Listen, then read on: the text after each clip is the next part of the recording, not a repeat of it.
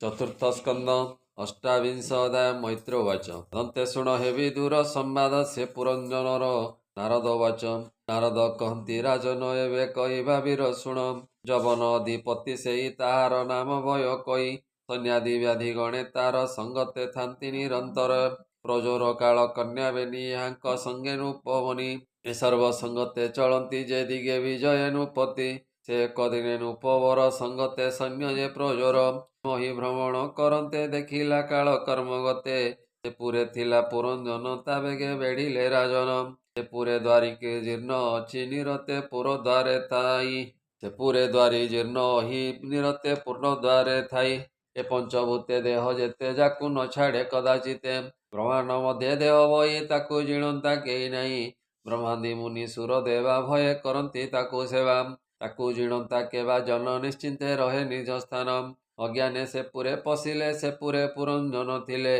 जे काल कन्या संगे थिला सतरे से पुरे पशिला से नारी जारे स्पर्श होई से प्राणी उठी न पारई आगे से नारी प्रवेशिला जेते जवन बल थिला सर्वद्वार मार्गे गले प्रवेशी पुर विनाशिले ए पुर उजाड़ी भय करी से पुरंजन दंडधारी बहुत संताप से कला निर्बले शंकित रहिला से राजा क्रोधे अभिमानी देखिला सुकुटुंब हानि हानु बंदे न छाड़ई आकुले संतापे सोचई से काल कन्या आसी आगे राजा को कोल कला बेगे तार स्पर्शे महाराये होइला नष्ट कांतिकाये रूपण विषय राजन होइला असंग पाइण ए प्रतिज्ञा हेला तार नाश सघने छाड़ई निश्वास जवने गंधर्वे पशिले राजार संपद नासिले से पुर क्षीण देखी तार पुत्रादि छाड़िले आदर आत्मीय लोक जेते कही देखिला पूर्व स्नेह नहीं ता पत्नी ठारे जेउ प्रीति देखिला अस्नेह नीति आत्मा को जराग्रस्त कला पंचाल विषय तो गला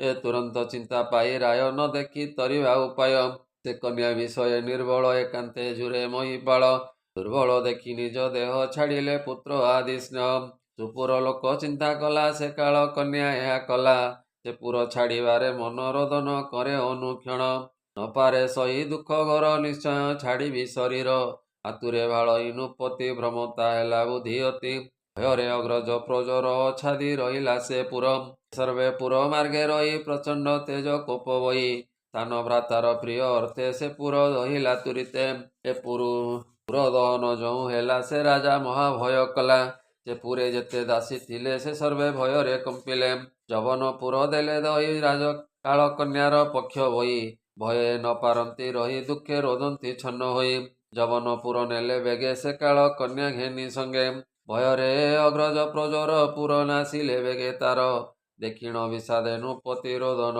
कला भये अति बहुत कष्टे से राजन पुर छाड़िबा कला मन सने वृक्ष क्रोट ही अनल तेजे तोपे दही तेजेने से स्थान उपेक्षी रहे अत्यंत भये दुखी तेसने छाड़ी निज पुरी से राजा बहु चिंता करी हस्तचरण न चलिले परोसे गंधर्वे हारिले जवन शत्रु व्याधि रूपे कंठ निरोधी कले कोपे ए मूढ़ कुमति से राजन न तेजी करई रोदन मोर पुत्र कन्या जेते मोविनु वंचिबे के मते मुएबे पुर प्रतेजिले से सर्वे न वर्तिबे भले सुपत्नी सहिते राजन अनेक करंती रोदन मुएबे निश्चय मरिबी ए बहु दुख न सहिबी मोर अभावे कामिनी भाड़िब ए कुटुंब घेनी बालके होइबे अनाथ ता देखी रोदिबे बहुत मते सर्वे मरिबे किंबा भकिबे काई थिबे जेने समुद्र मध्य नाव भग्ने नासंती प्राणी सर्व एमते भाळंती राजन काल होइला अवसान यज्ञादि पुण्य कर्म जेते करणे नहिले समर्थे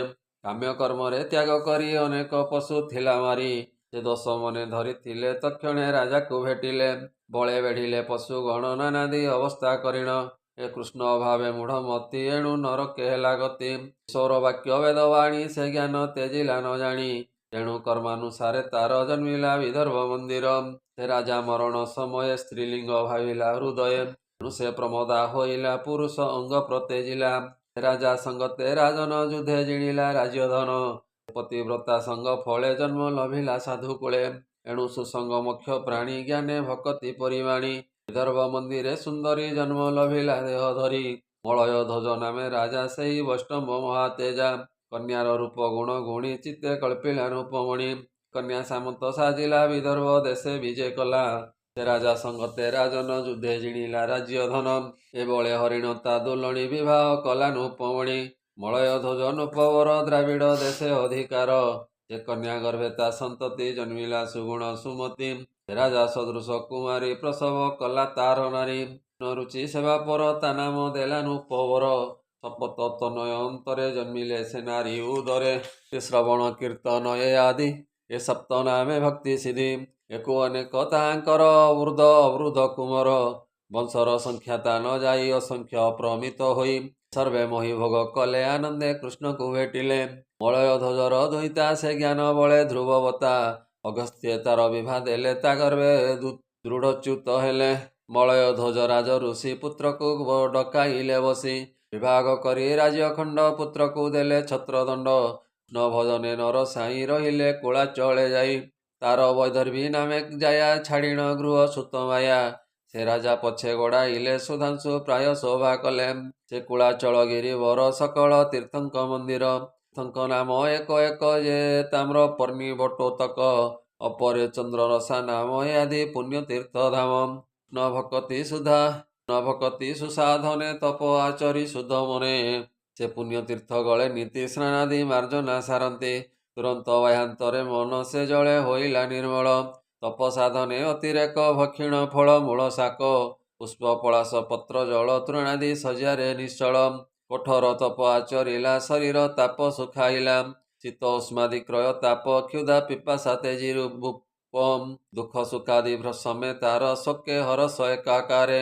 ଏ ରୂପେ ସୁସାଧନ କଲେ ବ୍ରହ୍ମରେ ଆତ୍ମା ନିବେଶିଲେ। ମନ ପବନ ବଶ କରି ଦୁର୍ଜୟ ଇନ୍ଦ୍ରିୟ ନେବାରି।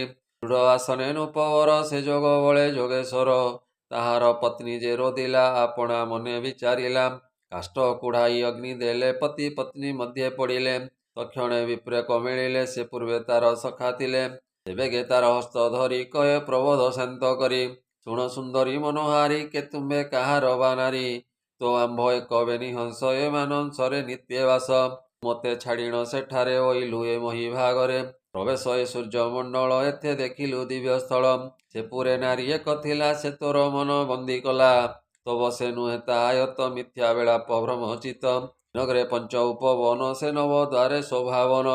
ତକ୍ଷଣେ ଏକ ଦ୍ୱାର ପାଳ ସେ କ୍ରୟ କୋଠରୀ ବିଶାଳ। ଅପରେ ଅଛି କୂଳ ଅଷ୍ଟ ବସଇ ଭଲେ ପଞ୍ଚହାଟ। ପଞ୍ଚ ଯେ ପ୍ରକାରେ ପ୍ରକୃତି ସେ ଏକ ନାରୀ ରୂପବତୀ। ସେ ପଞ୍ଚ ଇନ୍ଦ୍ରିୟ ବିଷୟ ଆରମ ତହିଁରେ ନିଶ୍ଚୟ। ଏକଇ ପ୍ରାଣ ତହିଁ ଦ୍ୱାରୀ ସେ ନବ ଦ୍ୱାର ରକ୍ଷାକାରୀ। ପୃଥିବୀ ଆପ ତେଜମାନ ଏକ ବିଂଶ ତହିଁ ସଦନ। ମନ ଇନ୍ଦ୍ରିଗଣ ପଞ୍ଚେଣ ତହିଁର ଅଷ୍ଟ କୋଣେ ଜାଣ। ଏ କ୍ରିୟା ଶକ୍ତି ତହିଁ ବାଟ ନାନା ବିଷୟ ତହିଁ ଅଟ।